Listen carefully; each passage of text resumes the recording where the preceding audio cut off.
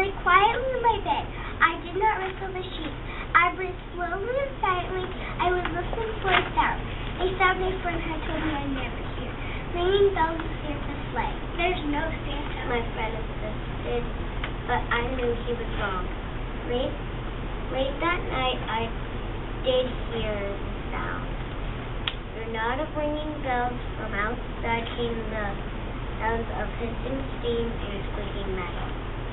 I looked through my window and saw a train standing perfectly still in front of my house. It was wrapped in an apron of steam. Snowflakes fell lightly around it. A conductor stood at the open door of one of the cars. He took a large pocket watch from his vest, then he looked up at my window. I put on my slippers and robe. I tiptoed downstairs and out the door. All aboard! The conductor cried out. I ran up to him. Well, are you coming? Where? Right to the North Pole, of course. This is the Polar Express. I took it out for chain and he told me about it. The train was filled with other children, all in their pajamas and nightgowns. We sang Christmas carols and ate candies with nuded centers as white as snow. We drank hot cocoa as thick and rich as melted chocolate mousse. Outside the lights of town, the villages twinkled in the distance as the Polar Express raced northward.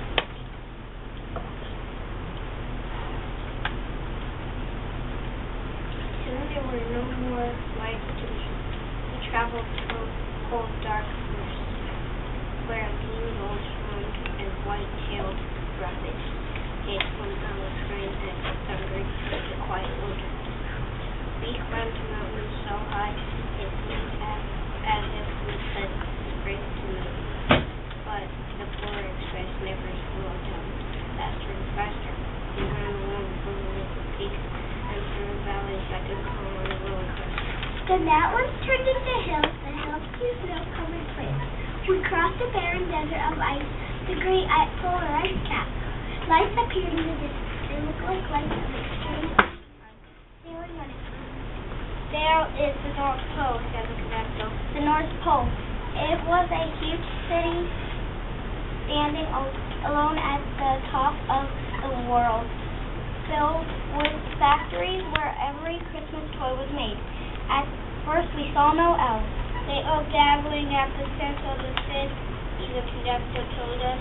That is where Santa will give the four gifts of Christmas. The mountains turned into hills, the hills. Oh. Wait. Oh, who receives the first gift of Christmas? We'll ask. He will choose one of you. Look, shouted one of the children. The elf. Outside we saw hundreds of elves. As our train drew close to the center of the North Pole, we slowed to a crawl. So crowded where streets with Santa puppets. When the Polar Express could go no farther, we stopped and the conductor let us outside. We pressed through the crowd to the edge of a large open circle. In front of us stood Santa's sleigh. The reindeer were excited. They pranced in haste, ringing the silver bells that hung from their harnesses. It was a magical sound I had never heard. Across the circle, the elves moved apart and Santa appeared. The elves cheered wildly. He marched over to us and pointed.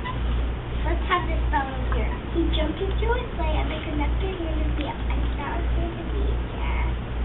Now, what would you like for Christmas? I knew that I could have any gift I could imagine, but the thing I wanted most for Christmas was not inside Santa's giant bag. What I wanted more than anything was one silver bell from Santa's sleigh. I asked, he smiled, then he gave me a hug and told an elf to cut a bell from a reindeer's harness. The elf tossed it up to Santa.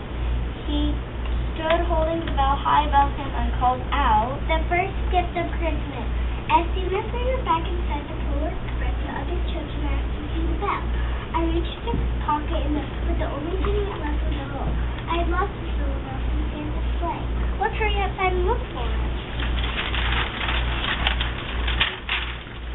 One of the children said, but the train gave a sudden lurch and started moving. We were on our way home. It broke my heart to lose the bell. When the train reached my house, I suddenly looked at the children. Stood in my doorway and waved goodbye. The conductor yelled something from the moving train, but I couldn't hear him. "What?" I yelled at him. He tucked his hair around his mouth. "Merry Christmas!" The Polar Express family loved left for Christmas anyway. On Christmas morning, my little sister Sarah and I opened our presents. When it looked as if everything had been unwrapped, Sarah found one last small box behind the tree. It had my name on it. Inside was a silver bell. There was a note. "Found this on the seat of my sleigh. Fix that hole in your pocket, Mr. C." I shook the bell, and there was beautiful sound. My sister reminded everything. "Oh, that's too bad." "Yes, it's broken," said my father. When I had shaken the bell, my parents had not heard a sound. At one time, most of my friends could hear sound, but as years passed, it fell silent for all of them. Even Sarah found one Christmas that she could no longer hear sound. So I've grown old. The bell still rings for me as it